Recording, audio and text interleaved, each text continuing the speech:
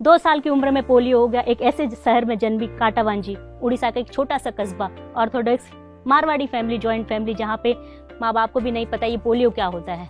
Doctors को लगा malaria है, इंजेक्शन दे दिया, 50% बॉडी काम करना बंद कर दिया। 1.5 साल तक कोमा की स्थिति पे बेड पे पड़ी रही।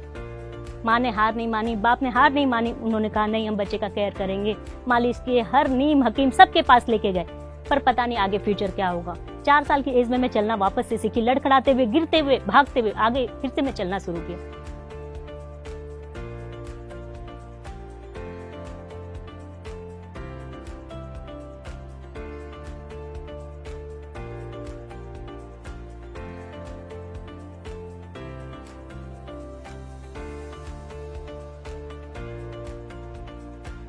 स्कूल के लिए जब वो परेशान हुए, एडमिशन नहीं मिल रहा था, कोई भी स्कूल इस बच्चे को लेना नहीं चाहता था। समहाउ कहीं एक स्कूल में एडमिशन मिला। बहुत ज्यादा तो स्कूल की बातें याद नहीं आती, पर इतना याद आता है कि बहुत संघर्षपूर्ण था, मेरे लिए आसान नहीं था। स्कूल जाती थी, रास्ते में कुछ बच्चे खेलते होते तो वो चिढ़ाते थे, लड़खड़ाते थे, एक्ट करते थे और पत्थर भी मारते थे। इग्नोर करती थी, मैं उधर नहीं देखती थी। ऐसा लगता अगर आज मैंने इनको देख लिया, अपने आप को रोक लिया, तो मैं कभी आगे नहीं बढ़ पाऊंगी। वो 4 किलो का बस्ता, वो 1 किलो का टिफिन, वो 1 किलो का पानी बोतल आज भी याद आता है। जब मैं निकलती थी स्कूल से घर जाने को, लंबा सा सफर लगता था, कोई साथ चलने को तैयार नहीं होता था, धीरे धीरे रुकते हुए अकेले घर आती थी, क्योंकि शरीर में पोलियो था, मन में पोलियो नहीं।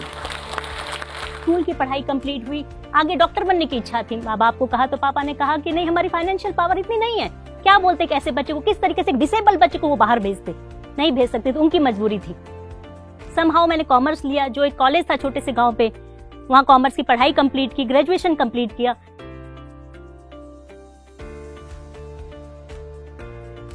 चार साल के बाद अपॉर्चुनिटी मिली कि आप सीए का एग्जाम दे सकते हो, लेकिन घर पे बैठ के दे सकते हो। मैंने बोला बहुत अच्छी बात है, मैं करूंगी कोशिश। जिस समय सीए की पढ़ाई शुरुआत की ना, तो मुझे डेबिट समझ में आता था, क्रेडिट समझ में आता था, मैं भूल चुकी थी अकाउंट्स। फिर भी कोशिश किया, घर पे बैठ के 1 महीना कोशिश की। वहां से उस समय 30 या 40 बच्चे ने गांव से एग्जाम दिया था, मैंने टॉप किया। माँ बाप को साहस आया कि बच्ची कुछ कर सकती है, इसे पढ़ने का और मौका देना चाहिए। आगे पढ़ने के लिए मैं शहर गई। शहर पे इतना बड़ा शहर था, पहली बार तो मैं 1000 बच्चों को देखा। कहाँ छोटे से गांव में 50 बच्चों के साथ पढ़ी हुई।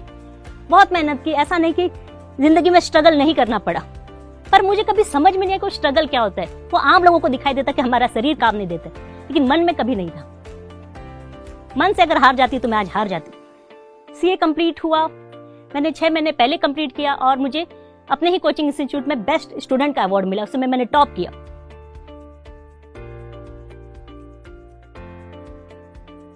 घर पे पढ़ा 2-3 महीना, सब उनको समझ में आया कि लड़की मेहनत बहुत कर रही है, लेकिन हो नहीं रहा है। फिर दिल्ली गई, अकेले दम पे दिल्ली गई, वहां पढ़ाई स्टार्ट की, वहां पढ़ाई करी और एग्जैक्ट 1 ईयर में मैं रैंक लेके वापस आ गई। यूपीएससी की लिस्ट में मेरा नाम आया, सबका नजरिया चेंज हो गया।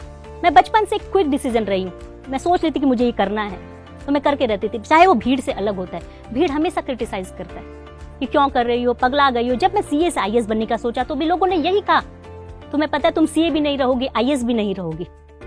पर मुझे आज तक के सर्वे में लोगों ने कहा कि you are the first CA in lady officer जो become income tax deputy commissioner. Orissa के छोटे से जगह से पली हुई।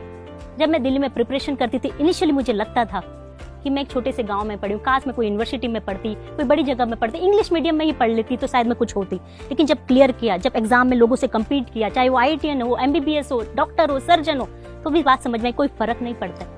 किताबें वही सेम है, एबीसीडी वही सेम है, अ आ ई वही सेम है। पढ़ने का जुनून आपका अलग है। आप उस किताबों की शिद्दत से पढ़िए, मेहनत से पढ़िए, वही आपको आगे लेके जा सकता है। आज की दुनिया में कोई चीज आपको आगे ले जा सकती है सिर्फ एजुकेशन और परिश्रम और विल पावर। मुझे एक बात याद आती है कि जब मेरा एक डॉक्टर जिन्होंने अटल बिहारी वाजपेयी जी का ऑपरेशन किया था घुटनों का, उन्होंने जब मेरा रिपोर्ट देखा, मेडिकल रिपोर्ट, तो उन्होंने एक बात बोली कि सारिका, हमें लगता नहीं है कि तुम चल सकती इस मेडिकल रिपोर्ट के हिसाब से, लेकिन तुम चल रही हो सिर्फ विल पावर के कारण।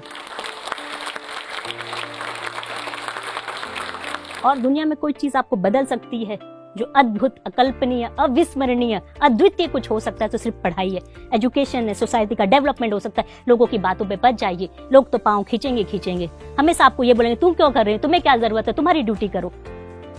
पर मेरी सोच है कि मन में आई है, इच्छा आई है तो मुझे उसे करके जाना है। मंजिल मेरी कहाँ है, वो मुझे लेके जाएगी। अगर रास्ते हैं तो ख्वाब है, ख्वाब है तो मंजिलें, मंजिलें हैं तो फासले हैं, फासले तो हौसले, हौसले हैं तो विश्वास है।